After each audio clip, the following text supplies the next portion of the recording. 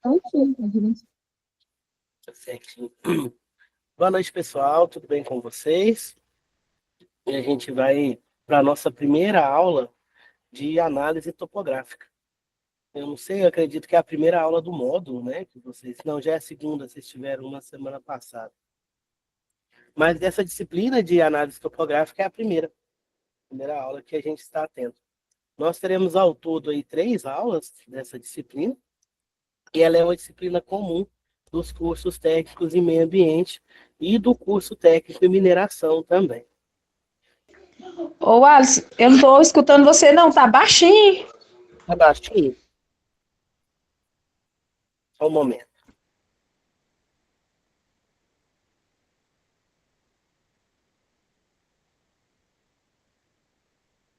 E de novo aqui o microfone, melhorou?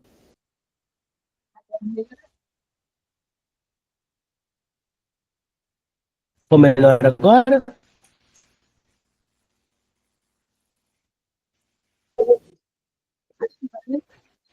Para mim que tá baixo.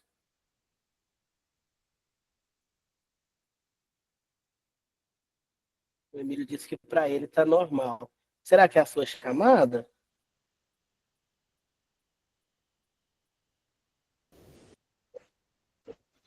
Às vezes você tenta sair e entrar de novo, que pode ser a sua chamada, então. Acho que ela saiu. Ela vai retornar. Então, pessoal, essa disciplina é uma disciplina comum entre os cursos de mineração e de meio ambiente também, né? A gente vai ver por quê nos slides da frente. Vamos continuar. Aqui é uma apresentação, né? Meu nome é Alisson. Esse telefone aqui eu vou, não é esse aqui. Esse aqui é o da tutoria de vocês. Deixa eu colocar o meu telefone, porque antes eu era tutor do curso de mineração.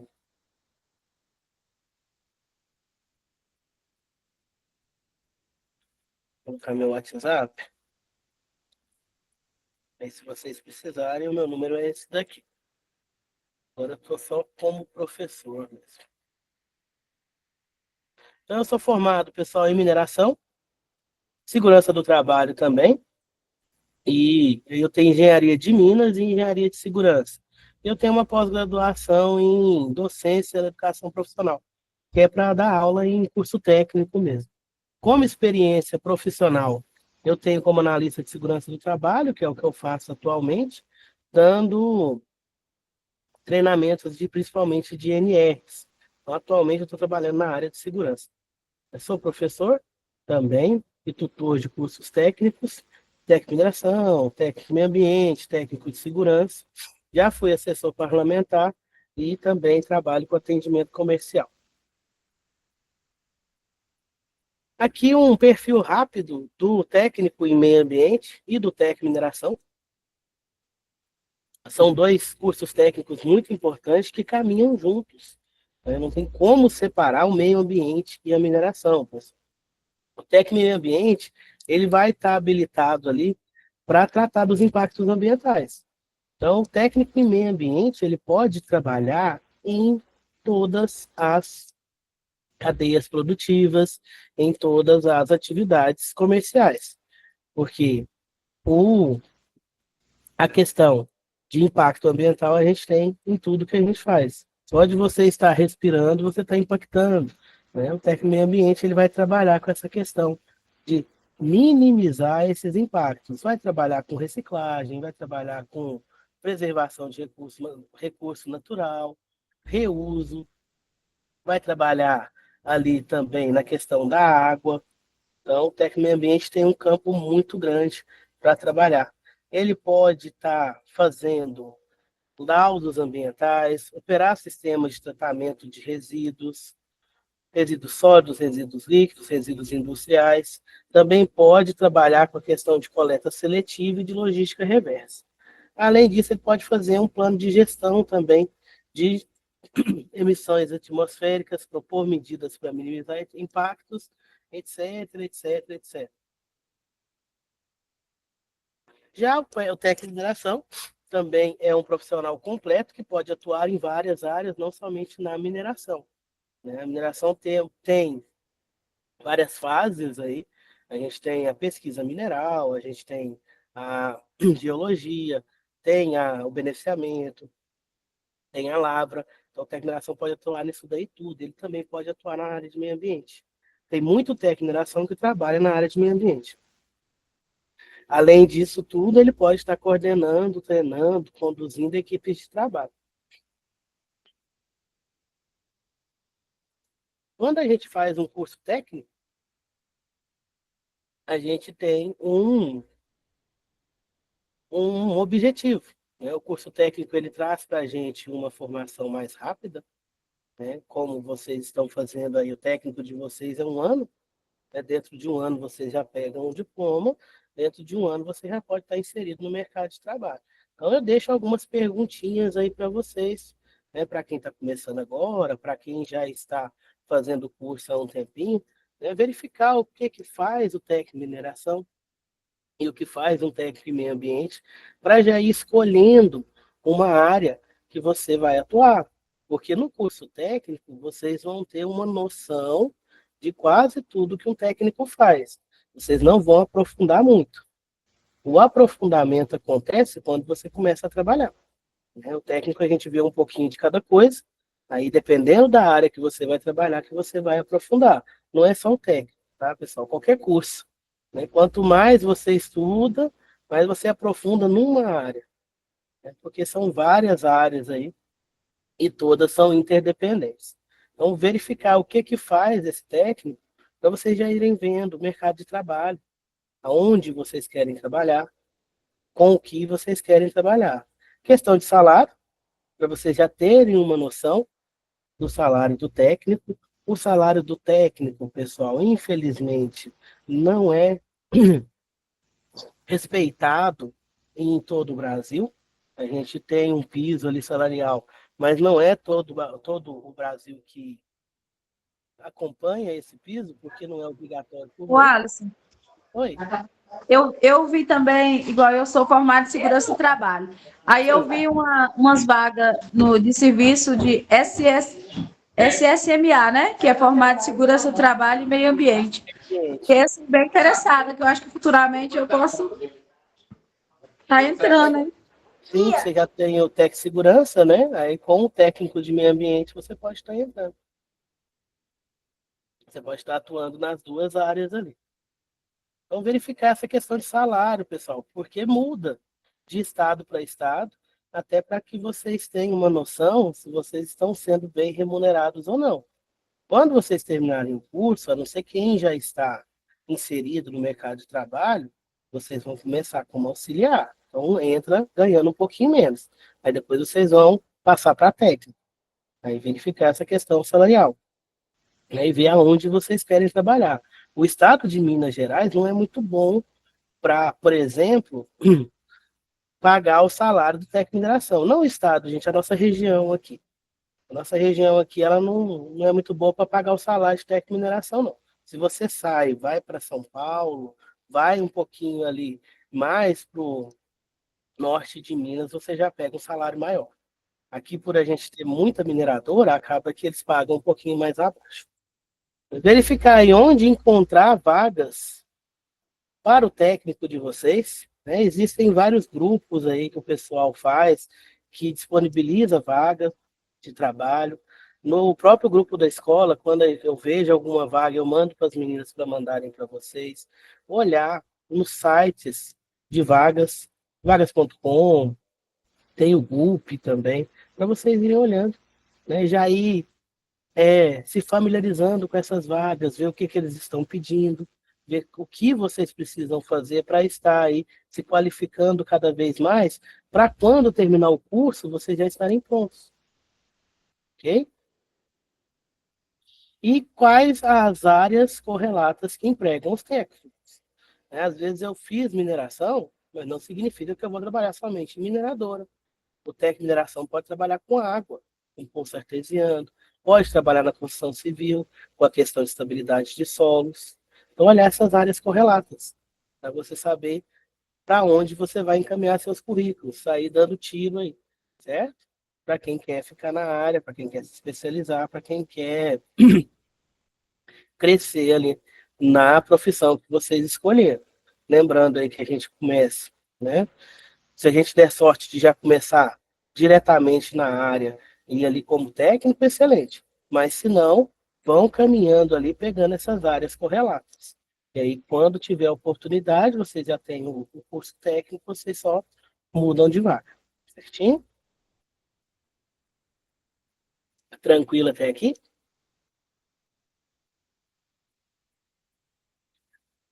Qualquer dúvida, pessoal, pode estar perguntando, pode estar me parando aí que eu falo com vocês. Essa era só uma introdução para a gente conversar sobre os cursos aí. Agora vamos para a análise topográfica. A disciplina de análise topográfica. Vamos começar ali, primeiramente, com o histórico. Né? A gente tem a agrimensura.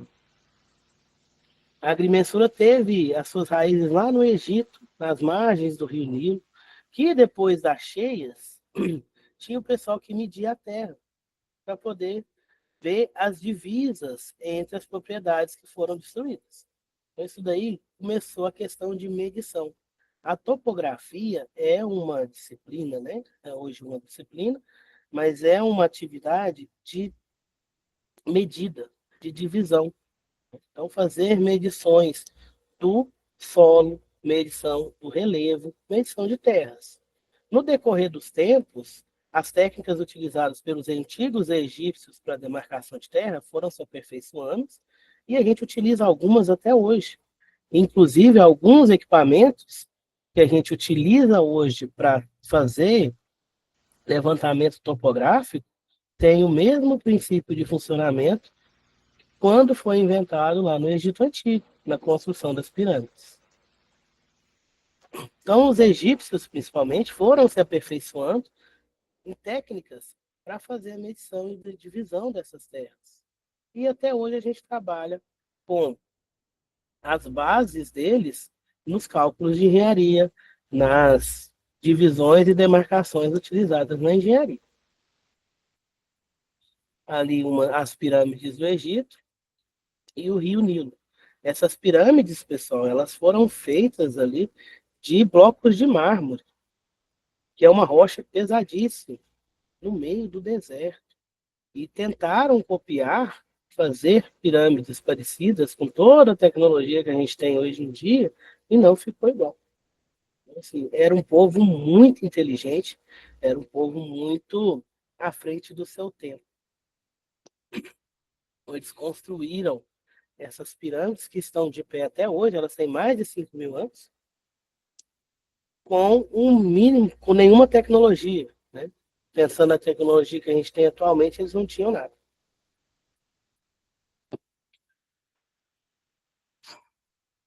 A agrimensura, pessoal, ela é dividida em topografia e geodésia. Topografia. A palavra topografia vem das palavras gregas topo, que é lugar, e grafem, que é descrição. Então, seria uma descrição exata, uma descrição minuciosa de um lugar. Finalidade da topografia: determinar contornos, dimensão positiva e relativa de uma porção delimitada de superfície terrestre. Então, pequenas áreas, né? Pequenas áreas em relação ao planeta. O planeta ele é muito grande. A topografia, pessoal, ela vai medir espaços pequenos, sem considerar a curvatura da Terra. Todo mundo aqui sabe que a Terra é redondinha, né? Ela não é plana. Então, esse arredondamento da Terra ali, ele dá uma diferença nos cálculos. Só que a topografia, que é o que a gente utiliza, que são para porções menores, não vai ser tão atingida por essa curvatura quanto a geodésia, que a gente vai ver aqui, que é a descrição da Terra toda, que já entra a questão da curvatura terrestre. Ok? Então, a finalidade da topografia é trabalhar com essas porções menores de terra. descrevendo a sua superfície. Inclusive ali, fundo do mar, interior de Minas, desconsiderando a curvatura terrestre. Então, ainda a topografia, ela vai falar dos terrenos, vai ser utilizada aí nos projetos de engenharia, de construção, construção de mina, levantamento. Por que que a gente vê topografia nos dois cursos? No de meio ambiente, levantamento. Levantamento de espécies vegetais, levantamento de áreas, levantamento de nascentes.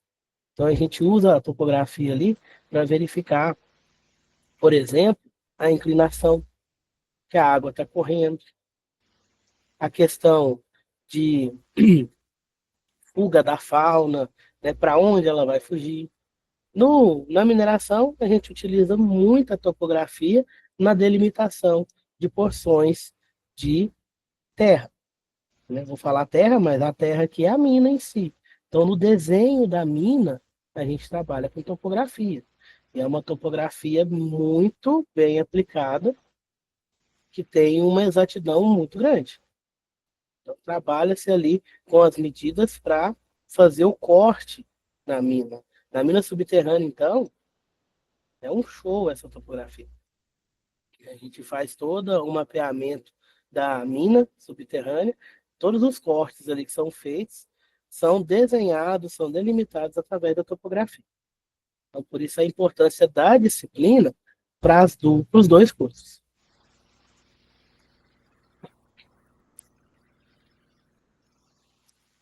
Então, pessoal, a topografia é a base de qualquer projeto ou qualquer área, qualquer obra, perdão, realizado tanto por engenheiros quanto por arquitetos.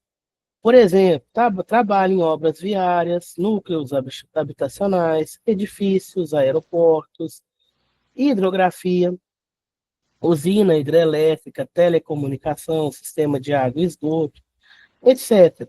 Né? Entra aqui a questão de paisagismo, irrigação, drenagem, cultura, reflorestamento, mineração, pesquisas minerais, entre outros.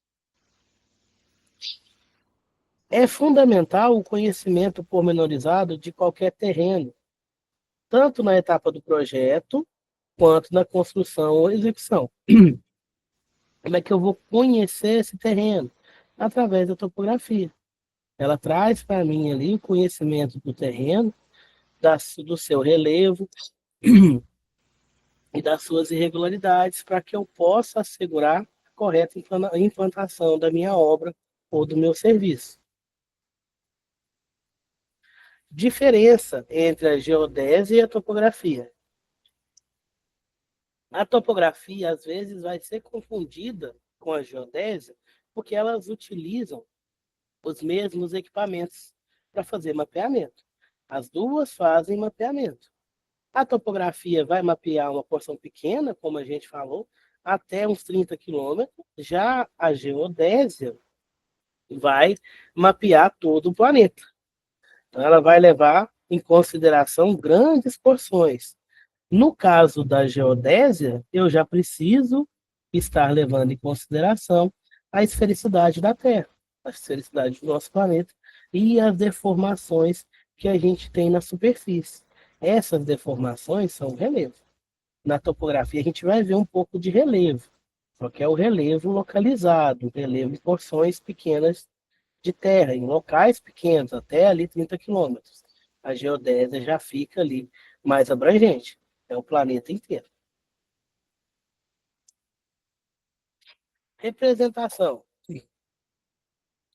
A porção da superfície terrestre levantada topograficamente é representada através de uma projeção.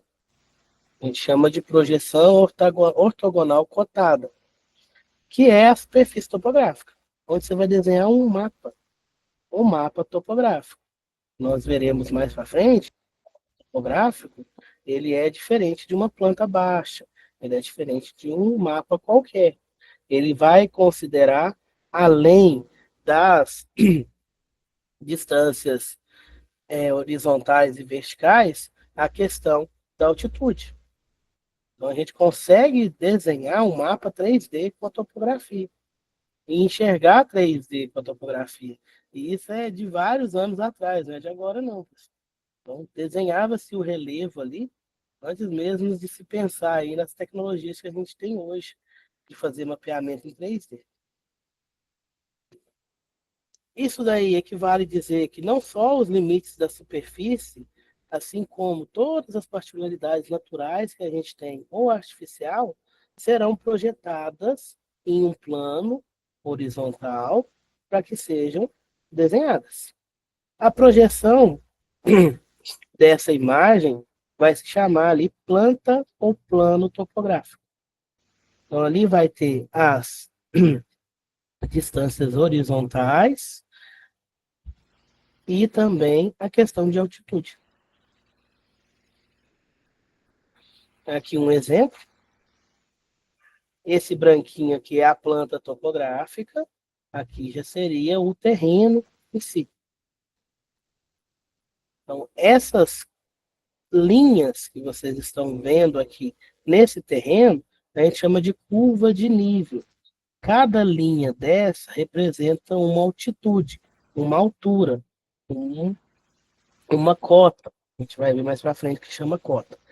Quanto maior essa cota, maior a elevação do terreno. Então a gente desenha essas linhas aqui no nosso plano topográfico e a gente vai conseguir mais para frente, quando olhar um mapa topográfico, saber se está subindo, se está descendo, se é um morro, se é um vale, se é uma escarpa, através dessas linhas que são representadas aqui no nosso plano topográfico.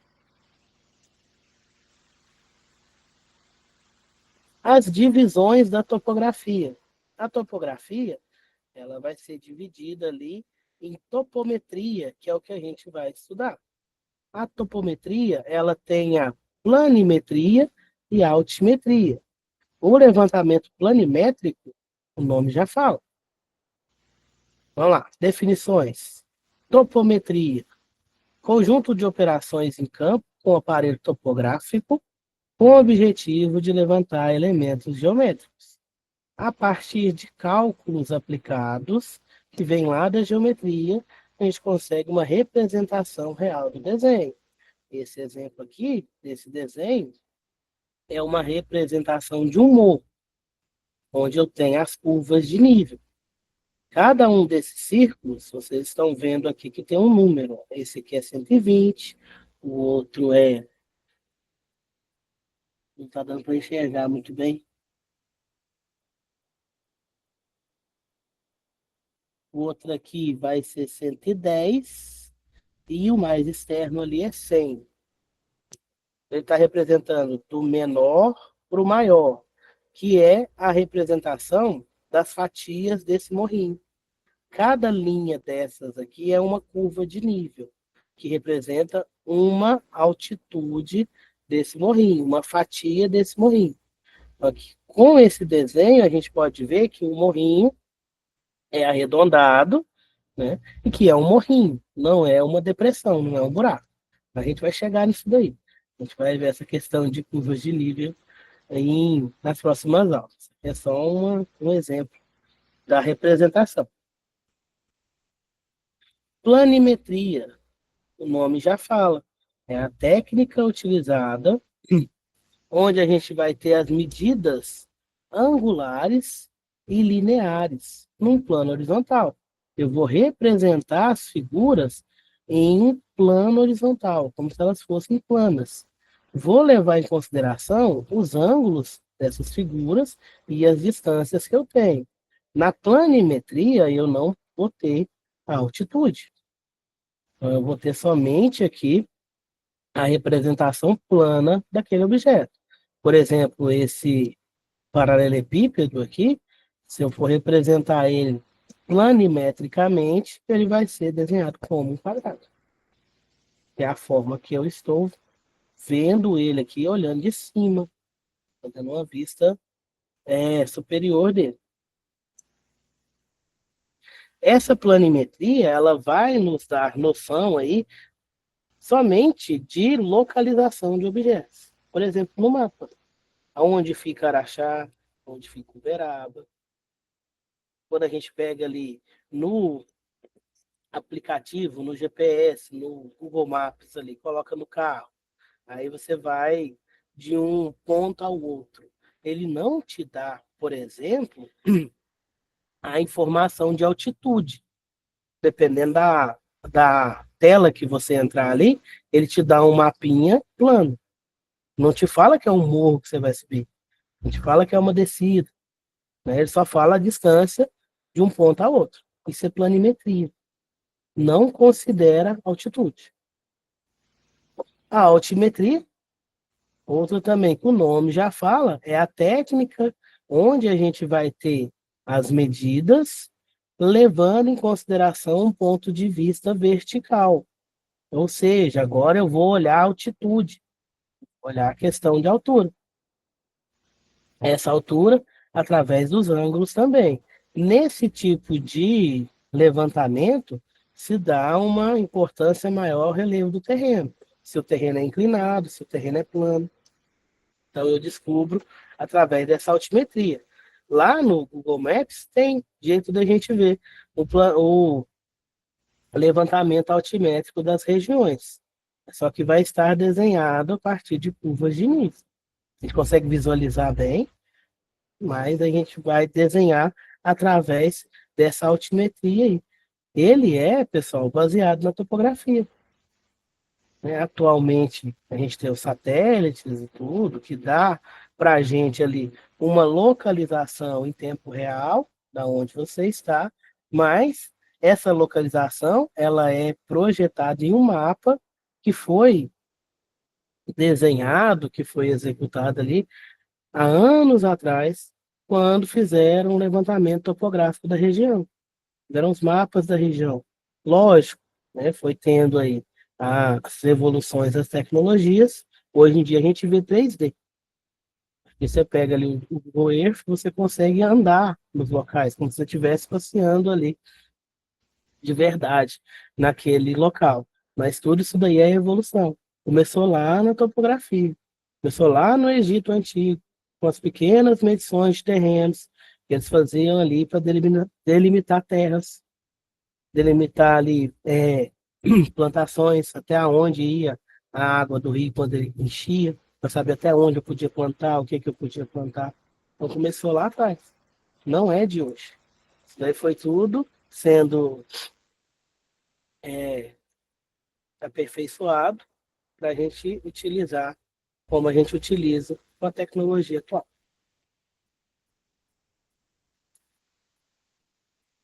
Tá tranquilo até aqui? Tá dando para entender? Obrigado, pessoal. Qualquer dúvida é só perguntar. Levantamento topográfico. Agora, a desenho mesmo do mapa, o levantamento. A gente tem o planimétrico, que é aquele que vai considerar o terreno plano. Então, ele vai pegar como referência uma representação bidimensional, só x e y. Eu não vou pegar altitude aqui. Então, é um levantamento planimétrico, ok?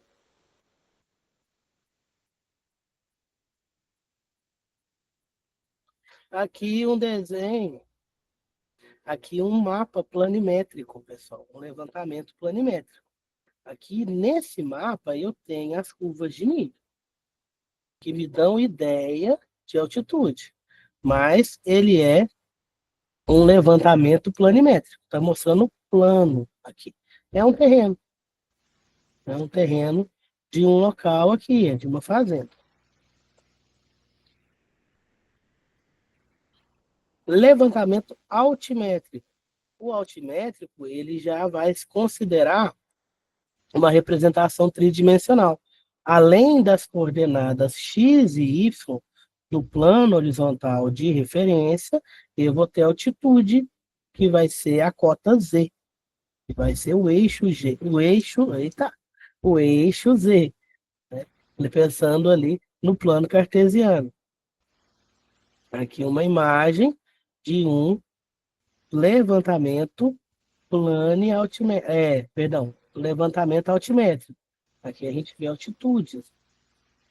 Nesse levantamento, a gente consegue já ter uma noção ali de tridimensionalidade. Já começa a ver um pouquinho ali de relevo. Quando a gente olha aquelas linhas, elas dão para a gente essa impressão de tridimensionalidade, de relevo mesmo, de morrinhos.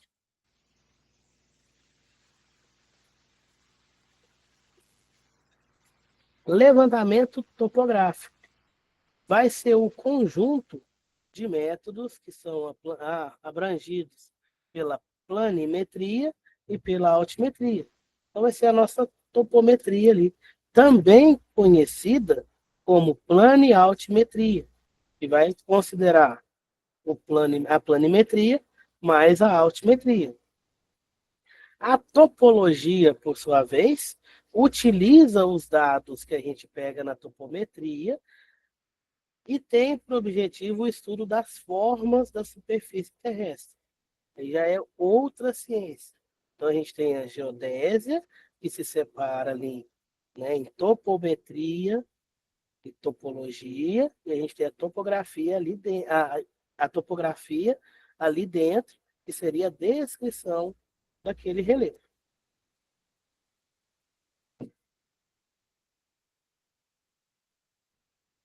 Levantamento plano altimétrico seria a planta topográfica de um terreno, onde eu tenho considerado as dimensões aqui no X e Y, planas, e o relevo do terreno, aqui é uma mina.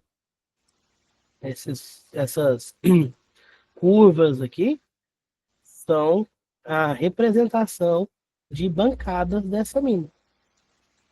Consegue enxergar, não sei se vocês já conseguem, mas com o tempo vocês vão conseguir enxergar isso daqui como um buraco, como uma mina, como uma depressão. Estou descendo ali, tá funilando.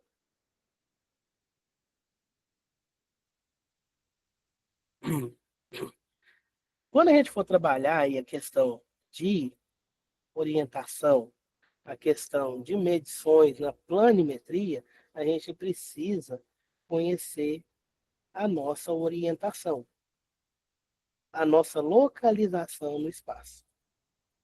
Porque, não sei se vocês repararam, todos os mapinhas têm uma orientação aqui, ó. Tem um símbolozinho mostrando aonde fica o norte. Aqui, ó. E tem alguns valores aqui. Isso daqui são coordenadas. Coordenadas geográficas. Ou coordenado TM. Isso daqui é o que dá para a gente a localização no espaço. Lá no GPS que a gente utiliza, ele faz o cruzamento dessas informações com as informações que ele tem do local, que é o registro fotográfico, onde ele faz aquele mapinha que a gente consegue andar com o bonequinho dentro da região, daquele ponto que você escolheu. A gente precisa ter uma noçãozinha, ou relembrar, quem já viu isso daí, de orientação. Então, vamos começar aí relembrando dos pontos principais da Rosa dos Ventos. Vocês lembram da Rosa dos Ventos? Deve ter visto isso lá na geografia.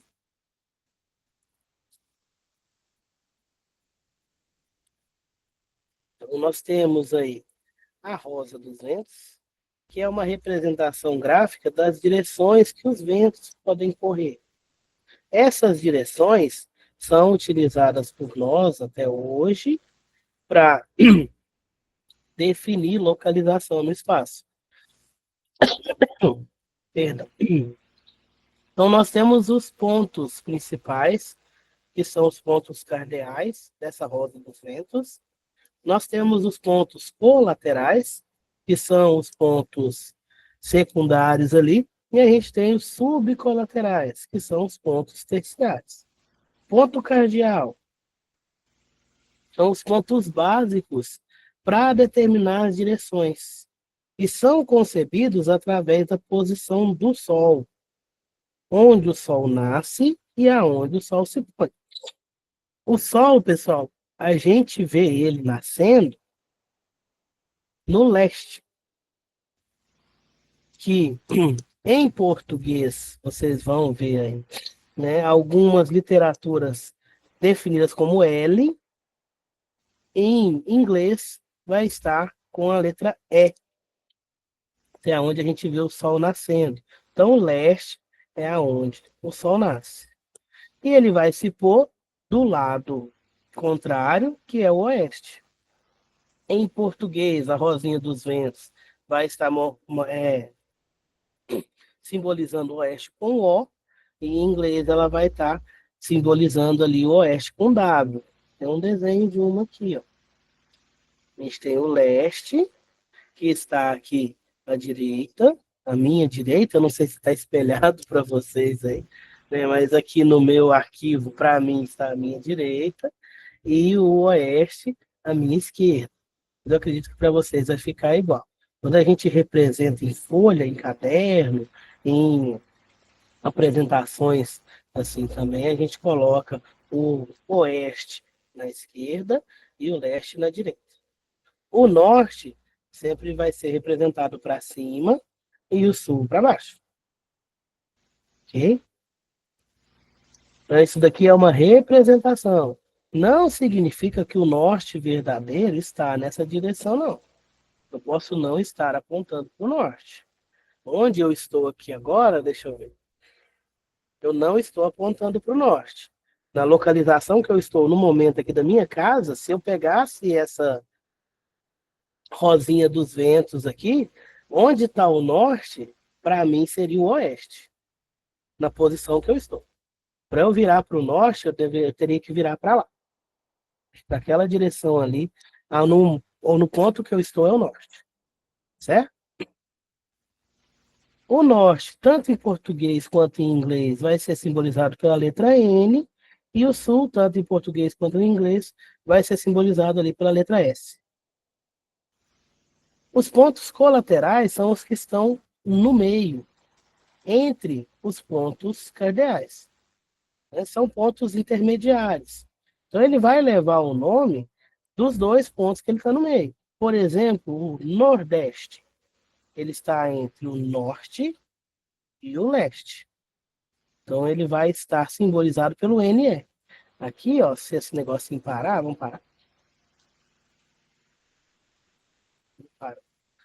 Aqui nesse gifzinho, os pontos colaterais estão sendo simbolizados por essas setinhas vermelhas. O cardeal, que é o principal, é a setinha preta. O colateral são as setinhas vermelhas. Então, o colateral que está entre o norte e o leste é chamado nordeste. O que está entre o sul e o leste vai ser o sudeste, SE. O que está entre o norte e o oeste vai ser noroeste. O que está entre o sul e o oeste vai ser sudoeste. Aqui ficou errado. Sudoeste. E a representação vai ser SW, sudeste, sudoeste, e NW para o noroeste. Além desses pontos colaterais, eu tenho subcolateral, que é o ponto mais preciso ainda de orientação. Então, ele vai estar entre os pontos colaterais. Então, eu tenho 8 pontos, que são esses nomes feinhos aí. Norte e Nordeste é o ponto subcolateral que está entre o Norte e o Nordeste. Norte e Noroeste é o ponto subcolateral que está entre o Norte e o Noroeste. E assim vai. Este e Nordeste é o que está entre o Leste e o Nordeste. Este e Sudoeste é o que está entre o Leste e o Sudoeste. E assim vai. Certo, pessoal? Vou voltar aqui na imagem para vocês verem. Essa daqui é a rosa dos ventos completa. Aqui, nessa parte principal dela aqui, central, eu tenho os pontos cardeais, que são os principais. Nessa parte, o cinza, um pouquinho mais claro que um pouquinho mais claro, mais escuro, perdão, um cinza um pouquinho mais escuro, eu vou ter os pontos colaterais, e nessa parte onde eu tenho um cinza bem clarinho, eu tenho os pontos colaterais. Essa rosinha dos ventos, a gente utiliza para saber qual é o ângulo que a gente está em direção ao norte. Lá na bússola. A bússola sempre vai apontar para o norte. Depois vocês pesquisam aí para o norte geográfico, certo? Então a bússola ela sempre vai apontar para o norte geográfico. É norte, gente, porque convencionou assim. A gente não sabe como está o nosso sistema solar. A gente pode estar chamando de norte, achando que está para cima, e a gente está de cabeça para baixo. Mas foi convencionado assim, que o Polo Norte é o norte. E o Polo Sul é o sul. Então a minha bússola sempre vai apontar para o Polo Norte terrestre. Porque a Terra ela é um grande ímã, ela tem magnetismo como se fosse um grande ímã, e os ímãs têm Polo Sul e Polo Norte. E a bússola é formada por um ímã. Essa bússola ela vai apontar para o sul magnético, que é o nosso norte geográfico. É o contrário, certo? Porque a gente vai ter que os opostos se atraem, então o polo norte da bússola vai apontar para o polo sul magnético da Terra. Só que o polo sul magnético da Terra é o nosso polo norte geográfico, é o que a gente considera como polo norte.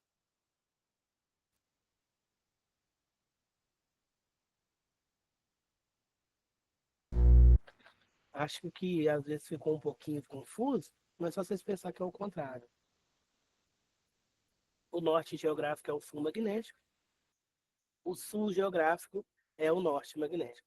A, a ponta da agulha da bússola sempre vai apontar para o norte geográfico. É o que vocês precisam ter em mente, que precisam guardar aí.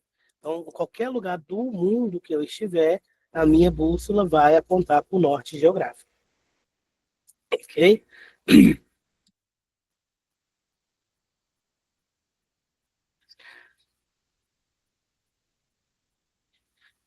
Agora vamos ao nosso círculo trigonométrico. Lembrar lá da matemática. Toda circunferência, pessoal, é separada em graus, de 0 a 360 graus. O círculo trigonométrico não seria diferente. A gente utiliza ele na questão de orientação. Então, vai de 0 a 360, considerando aqui o sentido horário, sentido do relógio. Então, aqui a gente teria o norte, aqui à direita o leste, embaixo o sul e à esquerda o oeste. Cada quadrante aqui, cada um quarto desse círculo, é considerado um quadrante, vai ter de 0 a 90 graus, ou seja, vai ter um tamanho aqui de 90 graus, um ângulo de 90. O meu primeiro quadrante vai de 0 a 90. O meu primeiro quadrante é o que está entre o norte e o leste. Então, o meu primeiro quadrante, pessoal, é chamado de quadrante nordeste. Ok? O meu segundo quadrante vai vir do ângulo de 90 a 180. Ele é o quadrante que está entre o sul e o leste. Então, é o meu quadrante sudeste. O terceiro quadrante vai vir de 180 graus até 270, que é o quadrante que está entre o sul e o oeste, que será a direção sudoeste. E o quarto quadrante vem de 270 graus a 360, que é o quadrante que está entre o norte e o oeste, que é o quarto quadrante, que é o meu noroeste. Para que eu preciso saber disso, professor? Que agora a gente vai começar a ver questão de orientação. A gente tem as orientações de acordo com a direção que você está indo. Essa direção que você está indo, ela vai ser desenhada, ela vai ser ali representada por uma seta. E essa seta, ela vai ter um ângulo aqui dentro desse círculo trigonométrico, para eu saber para que lado que eu estou indo. Então, a minha bússola, ela vai medir o meu ângulo em relação ao norte. A direção que eu estou em relação ao norte. Se ela sempre aponta para o norte, quando eu giro a bússola, a agulha dela vai movimentar. A movimentação dessa agulha vai me dar um ângulo, que é o ângulo da minha direção em relação ao norte. Ok? Lá naqueles mapinhas que a gente viu anteriormente, tem lá qual que é a direção em relação ao norte geográfico. A gente vai ver agora a questão de azimuth e rumo depois disso daqui. Então, o nosso círculo vai de 0 a 360, medido em graus. 1 grau vai ter 60 minutos. Simbologia de grau, uma bolinha. Então, a gente lê aqui 1 grau. Simbologia de minuto é uma apóstrofe, uma vírgulazinha ali em cima. Então, 1 grau tem 60 minutos. 1 minuto tem 60 segundos. Duas apóstrofezinhas, ou aspas, que a gente chama. Olha que interessante. Né? Minuto e segundo vem de horas. O nosso relógio ele veio depois das medidas angulares. Por isso que vem esse nome. Minuto e segundo. Aí o grau seria a nossa hora. 1 hora no relógio é uma volta completa. Ou seja, é 60 minutos. Uma volta completa do ponteiro maior, né, que marca os minutos. Então, uma volta completa são 60 minutos. Ah, professor, mas é 360 graus. Mas aí é como se a gente estivesse multiplicando aqui os segundos.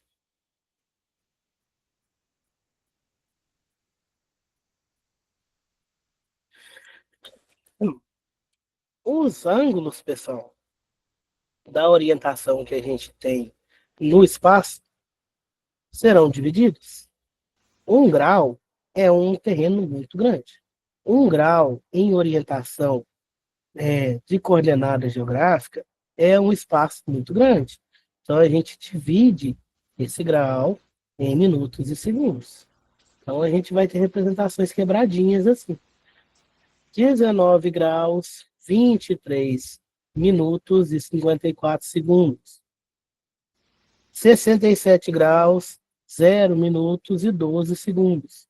Então, são submúltiplos ali das medidas angulares. Vamos agora para a parte dos conceitos iniciais. Os conceitos dessas questão de orientação, de espaço. Primeiramente, alinhamento. É todo segmento de reta com 2 pontos nos extremos, ou seja, que tem um começo e um fim determinados.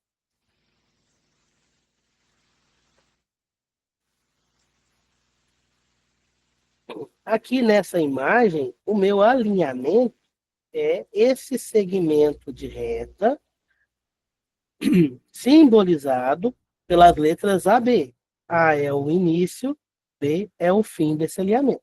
Esse alinhamento ele tem uma extensão, ou seja, um tamanho, uma distância, que vai ser aqui X metros. Pode ser 10 metros, 5 metros. O sentido desse alinhamento é do sentido A para B. O que eu quis, tá, pessoal? O que eu quis colocar que era de A para B. Se eu colocasse que ele é de B para A, eu teria que estar modificando ele aqui, porque eu orientei essa imagem com o norte ali para cima. Orientação é o ângulo formado entre um alinhamento e o norte. Nessa imagem aqui é 45 graus. Então, a orientação desse alinhamento é 45 graus em relação ao norte. Ok? Com essas definições, a gente vai ter a definição de rumo e azimuth, que são as medições angulares que a gente faz de posição terrestre. Lembrando lá das coordenadas geográficas. Vamos começar pelo azimuth, que ele é mais tranquilo, ele é mais fácil. Azimuth é o ângulo que o alinhamento vai fazer com o norte. Ele vai de 0 a 360. E ele vai ser sempre medido no sentido horário, o mesmo sentido do relógio. O ângulo de azimuth nunca será maior do que 360 e nunca vai ser negativo, porque ele vai estar entre o 0 e o 360, qualquer valor ali entre o 0 e o 360. Aqui um exemplo.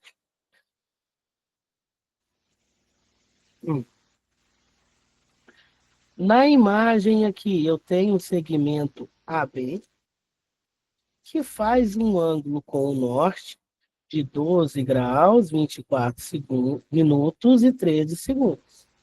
Então, meu alinhamento é o AB, orientação dele, ou seja, o azimuth dele é 12 graus, 24 minutos e 13 segundos em relação ao norte.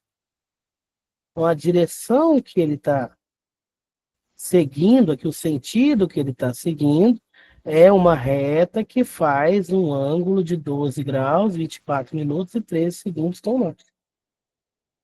Esse 12 graus, 24 minutos e 13 segundos é o azimuth, que é o que eu meço com a bússola, que é o que os navegadores faziam com as grandes navegações naquela época que não tinha celular, que não tinha nada. Era onde eles se orientavam, era pela bússola, verificando esse ângulo aí com o norte. Um outro exemplo. Agora eu tenho um azimuth maior. Eu tenho um alinhamento que é o segmento BC, que é do ponto B até o ponto C. A orientação dele, 170 graus, 28 minutos e 10 segundos em relação ao norte. O azimuth dele é esse número aqui. 170 graus, 28 minutos e 10 segundos. Lembrando dos quadrantes, ó, esse aqui está no primeiro quadrante, que vai de 0 a 90. Então, o azimuth, que vai de 0 a 90, está no primeiro quadrante. Esse aqui está no segundo quadrante, que é aquele azimuth que vai ter um ângulo entre 90 e 180 graus. Agora vamos para o terceiro quadrante. Já é o segmento FG, que vai ter como orientação 230 graus, 45 minutos e 0 segundos. Esse é o azimuth dele e ele está no terceiro quadrante. Lembrando que a gente sempre faz a contagem no sentido horário, no sentido do relógio. Primeiro quadrante, segundo quadrante, terceiro quadrante.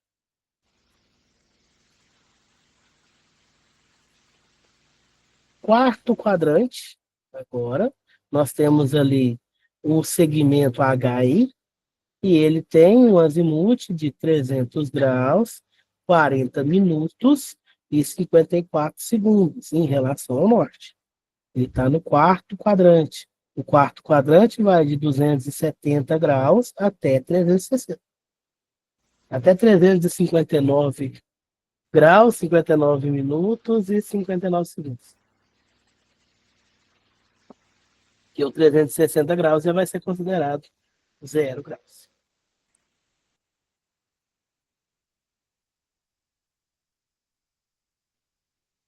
Azimuth vante e azimuth ré.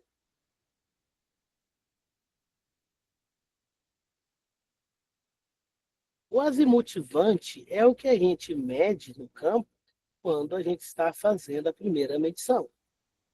O azimuth ré, ele vai ser a confirmação daquela medição, como se eu estivesse medindo de trás para frente. Eu posso calcular esse azimutivante, azimuth ré, através de cálculos, pegando a medida de um só. Se for para o primeiro e para o segundo quadrante, o azimuth ré é igual ao azimuth vante mais 180 graus. Se for no terceiro e no quarto quadrante, o azimuth ré vai ser igual ao azimuth de vante menos 180 graus.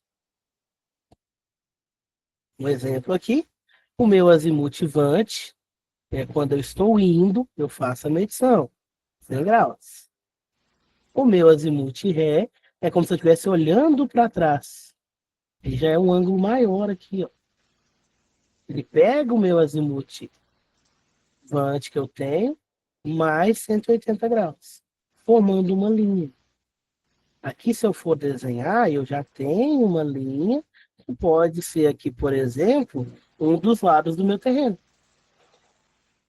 Eu faço essa medida de angulação aqui, e eu faço o desenho de uma poligonal que tem que fechar.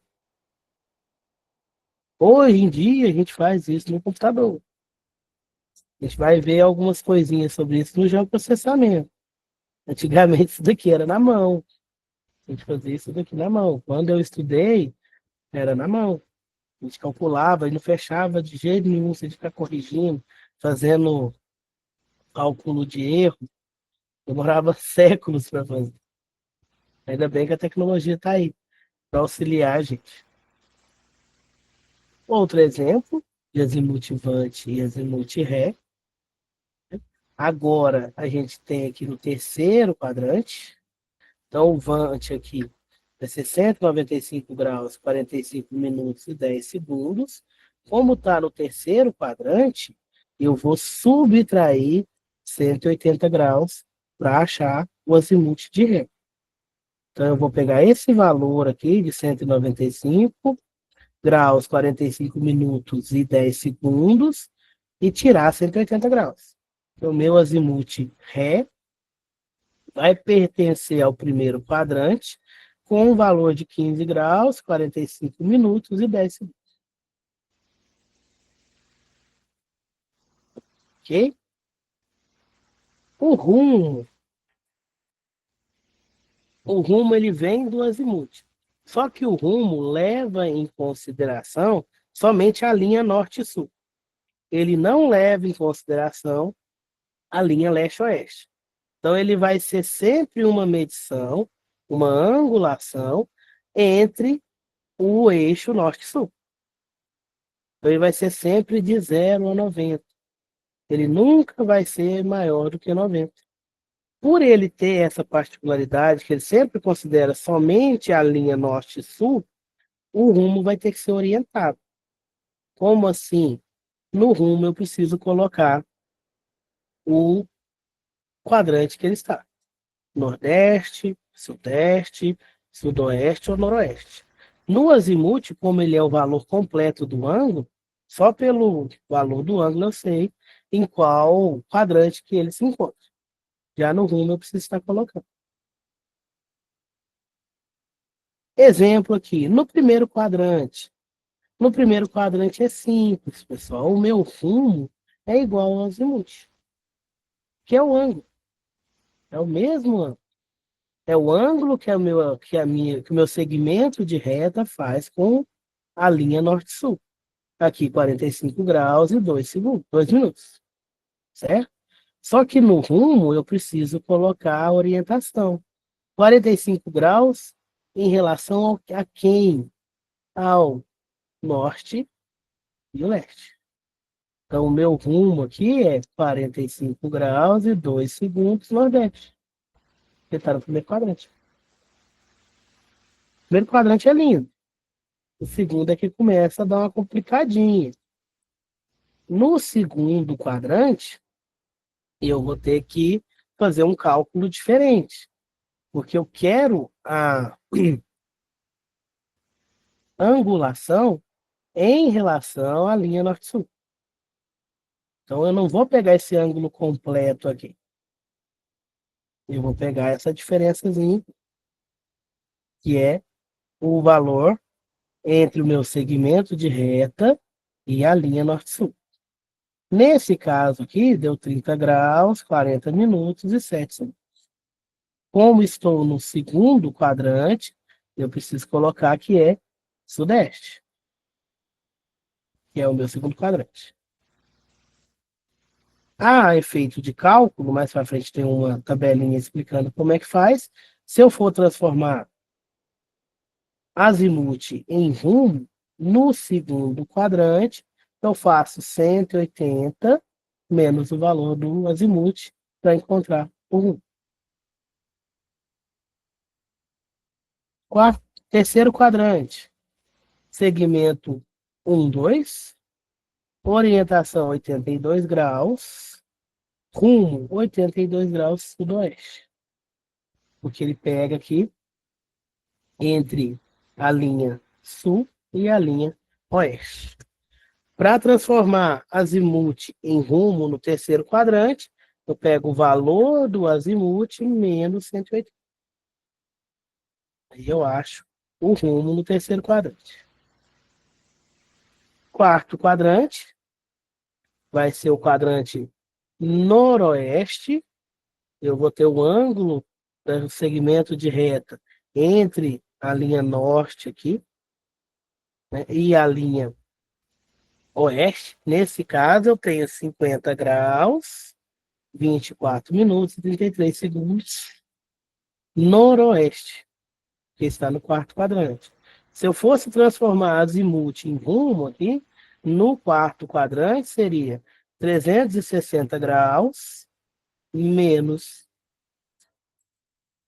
perdão, 360 graus, azimuth, 360 graus menos o azimuth.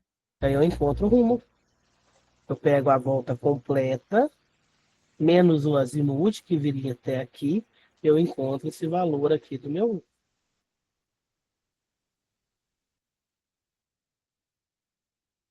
Aqui. Para transformar rumo em azimuth, primeiro quadrante, o azimuth é igual ao rumo. Segundo quadrante, o azimuth vai ser 180 graus menos o rumo. Terceiro quadrante, o azimuth vai ser 180 mais o rumo. Quarto quadrante, 360 menos o rumo. Para fazer o contrário, transformar azimuth em rumo. Primeiro quadrante, o rumo igual a azimuth. Segundo quadrante, o rumo igual a 180 graus menos o azimuth. Terceiro quadrante, o rumo igual a azimuth menos 180 graus. Quarto quadrante, o rumo igual a 360 menos o azimuth.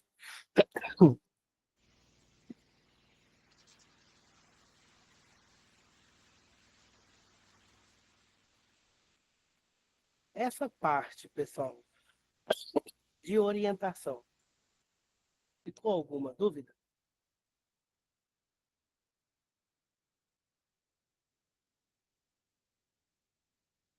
Não? Eu vou ver se eu encaminho para vocês depois um exercício para vocês praticarem. Aí eu mando pela tutora de vocês o exercício, depois eu mando o gabarito para vocês verem se acertaram ou erraram. Aí vocês me falam se teve alguma dúvida, porque essa questão de orientação aí, ela dá uma bugadinha na cabeça da gente.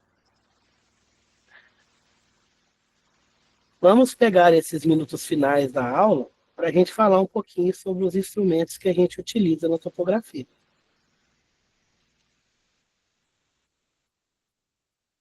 Só um momento, pessoal. Aqui.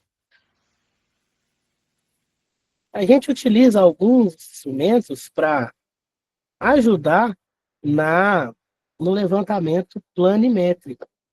Então, a gente vai precisar de alguns instrumentos para, como se diz, para materializar os pontos que eu vou medir. Porque eu faço a medição em pontos imaginários, né? Por exemplo, eu não tenho no meu terreno ali uma cerca ainda para separar o terreno meu do terreno do meu vizinho. A cerca, ela é a materialização de um ponto.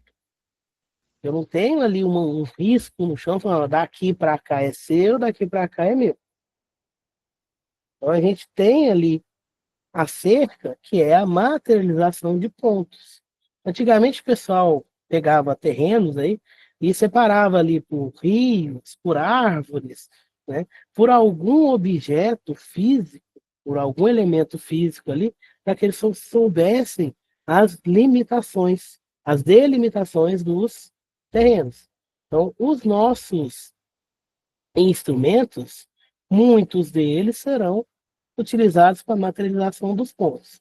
O que não for para fazer a materialização do ponto é o que vai me oferecer a medida, e os que não for nem materialização de ponto e nem o que me oferece a medida é o meu instrumento de medição. Então, aqui, ó, nós temos piquetes, estacas e balizas, que são materialização de pontos, porque eu preciso enxergar esse ponto numa certa distância. Aqui mais para frente vai ter imagem deles. As trenas são as medidas, para a gente poder medir. As balizas também, tá, pessoal? A baliza ela vai ter ali por cores, eu consigo ver a altura. E o instrumento que a gente utiliza para medir vai ser trena, ela também entra como instrumento de medição, teodolitos, estações total. Piquetes, a imagenzinha do piquete. O piquete é a materialização de um ponto que vai ser cravado no solo, ficando apenas 3 ou 5 centímetros para fora, sem possíveis movimentos laterais. São feitos de madeira, uma seçãozinha quadrada, e o comprimento dele vai ali de 15 a 30 centímetros. A gente marca o primeiro piquete em um ponto aleatório para a gente fazer a amarração das medições. Então, a gente bate ali o piquete num certo local da área, ele vai ser o meu ponto inicial, a partir dele eu faço a medição dos outros pontos. Então, meu piquete é a materialização do ponto. Só um momento, pessoal.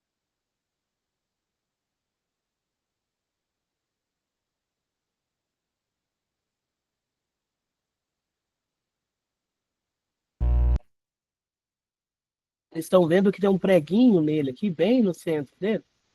Esse preguinho, ele mostra onde é o centro desse piquete, porque um ponto, ele não tem dimensão. Ele é bem pequenininho. Então a gente coloca ali o preguinho bem no meio dele para reduzir ali a minha representação do ponto.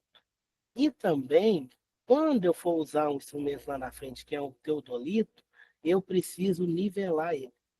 Então eu vou ter um prumo ali. Esse prumo vai ficar apontado para esse preguinho ali no meu piquete. O meu teodolito, que é o equipamento de medição, eu vou pegar aqui no ponto 1, vou colocar ele, e desse ponto 1 eu vou visar o ponto 2. Eu consigo verificar, quando eu olho lá para o ponto 2, a distância que eu tenho do ponto 1 ao ponto 2, dependendo do equipamento que eu estou utilizando. Eu consigo verificar o ângulo em relação ao norte desse segmento imaginário que eu desenhei entre o ponto 1 e o ponto 2, certo? E eu consigo ver a altitude. Então, o piquete, ele vai ser ali a representação física desse ponto 1, desse ponto 2. E eu vejo ele, eu olho nele no meu instrumento de medição. Eu miro nele, tem uma lunetinha, eu vou mirar nele para fazer a medição da distância, da angulação daquele terreno.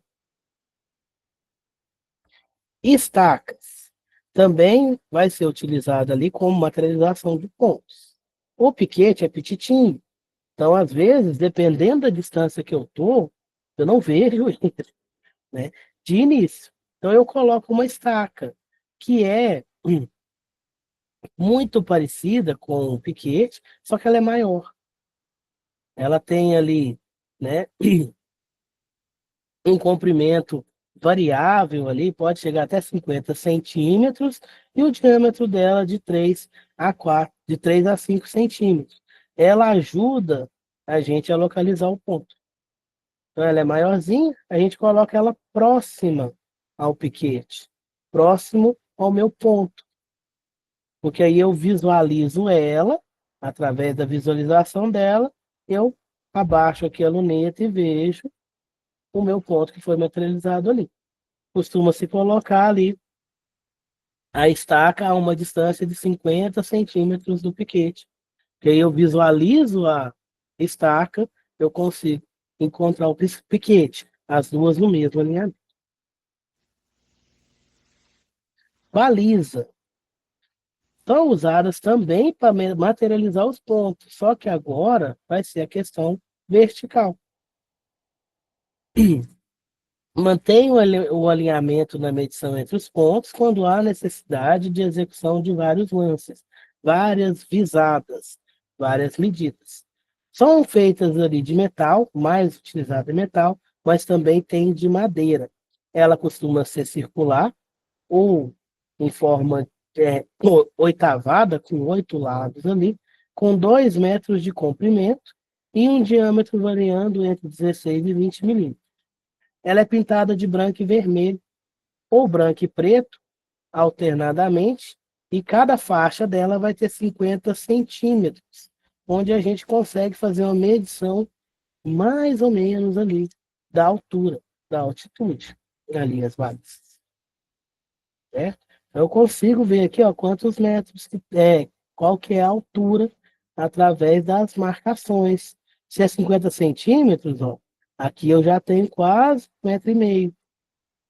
A parte vermelha vai ser 50 centímetros, a parte branca 50 centímetros de altura, a outra parte vermelha 50 centímetros. Aqui eu já sei que tem mais de 1 m. Ali deve ser 1,25 m, por aí, de altitude, de diferença entre esse ponto até esse ponto. Diferença de altura, de altitude. Certo? Eu vou colocar essas estacas, a gente vai ver, essas balizas, perdão, quando eu for verificar principalmente desnível de terreno. E através delas, nós vamos ver mais para frente, a gente desenha o relevo da região. Eu sei que esse ponto A está num ponto mais alto do que o ponto B, fazendo um cálculo simples. Pega a altura do ponto B, da baliza que eu coloquei no ponto B, menos a altura que eu coloquei ali na baliza do ponto A. Eu consigo ver a diferença de nível entre o ponto A e o ponto B. E assim eu vou desenhando também o relevo da região. Trenas, a gente utiliza na topografia de 30 até 150 metros. Essa trena é normal, tá? Ela pode ser feita de diferentes tipos de material. As mais utilizadas aí são feitas de material que não vai ter muito problema de dilatação. Não é aquela trena de metal que a gente costuma ver, não. Essa trena aqui, ela parece um tecido, ela é de fibra, tá? Para que ela não sofra tanto essa questão de dilatação, porque essa dilatação da trena vai atrapalhar nossos cálculos, vai atrapalhar nossa medição. Então, a trena da topografia é diferente daquela trena que a gente utiliza em casa, ok? Mas a forma de utilizar é praticamente a mesma. Vai de um ponto a outro e faz a medição. Aqui é a nossa trena utilizada na topografia. Aqui mostrando o exemplo de uma medida direta da distância entre dois pontos. Nós vamos ver que a gente tem diferença da distância horizontal com a distância inclinada. Através das medições, eu consigo ver o desnível entre um ponto e outro, a diferença de relevo. Quando eu for fazer a medição aqui, quando eu for fazer o caminhamento, por exemplo, eu vou ter a distância inclinada. Eu não vou ter a distância horizontal. No meu mapa, vocês acham que qual distância que vai? A inclinada ou a horizontal?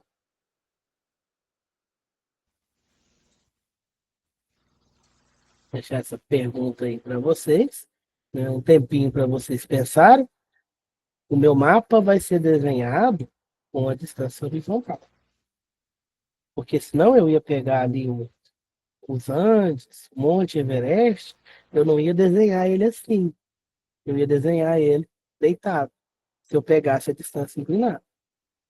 Então, nos nossos mapas, nas nossas plantas, no nosso levantamento planimétrico, eu vou considerar a distância horizontal, que não é a mesma distância inclinada. Tá? Dependendo do meu desnível aqui, a minha distância inclinada pode ser muito maior do que a horizontal, dependendo do meu ângulo, certo?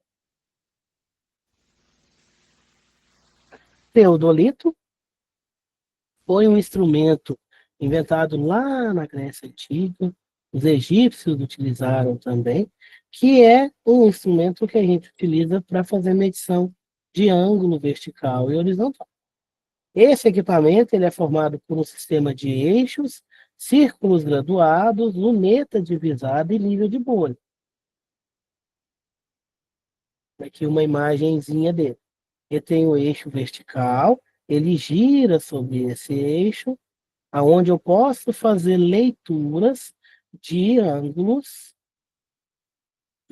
horizontais. Aqui eu tenho a luneta, que é o que eu falei para vocês, que a gente visa o ponto. Então você mexe com ela para ver o piquete lá na frente. Eu consigo ver a inclinação que eu estou até esse piquete, com a inclinação dessa luneta, certo? E eu tenho a medição do meu ângulo vertical, ângulo horizontal aqui. Aqui eu tenho a medição do meu ângulo vertical, com a inclinação dessa luneta para que eu possa ver o ponto. E aqui, com o giro do teodolito, eu tenho a medida do ângulo plano, do ângulo na horizontal. Então, o giro que eu faço com o equipamento, ele vai me dar o ângulo ali, né? Teoricamente, se todos os terrenos fossem fechadinhos, um retângulo perfeito, todos os ângulos seriam 90, mas não são.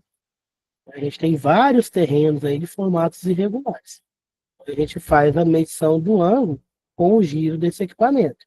O nível de bolha está aqui, onde eu estou mostrando com o mouse, certo? Um dos níveis dele, e ele tem que estar nivelado para que a minha medida seja confiável. Porque qualquer inclinação que ele tenha aqui, ele vai dar alteração lá no meio, na minha medição e lá nos meus cálculos. Esse daqui já é um teodolito mais novo, digamos assim, ele já tem um visorzinho de LCD, ele te dá a leitura do ângulo direto aqui nele. Os mais antigos tinha aqui um círculo graduado mesmo, você tinha que fazer a leitura analógica aqui do, do ângulo de rotação do teodolito.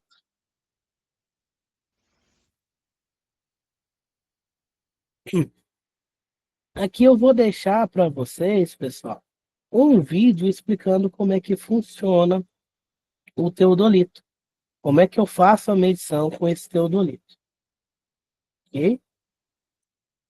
As outras partes do teodolito eu vou deixar para que vocês façam a leitura, né, da apostila. Essa questão do sistema de eixo, desse teodolito. E a gente vai terminar a aula de hoje por aqui, no teodolito. Bom, porque se eu começar a falar do outro instrumento de medição, que é a estação total, não vai dar tempo.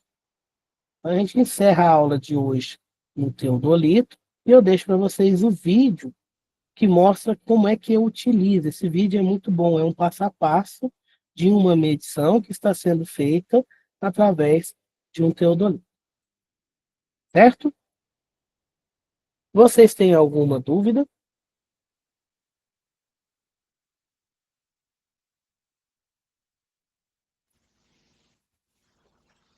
Tá tranquilo? Deu para compreender direitinho? Certo? Obrigado, Juliana. Então, eu vou estar mandando o material para tutora de vocês. Para quem ainda não teve aula comigo, pessoal, pode mandar mensagem no WhatsApp que eu respondo, tá bom? Qualquer dúvida pode me mandar, tá? Eu estou aqui para tirar as dúvidas de vocês. Então, um abraço e até a próxima aula.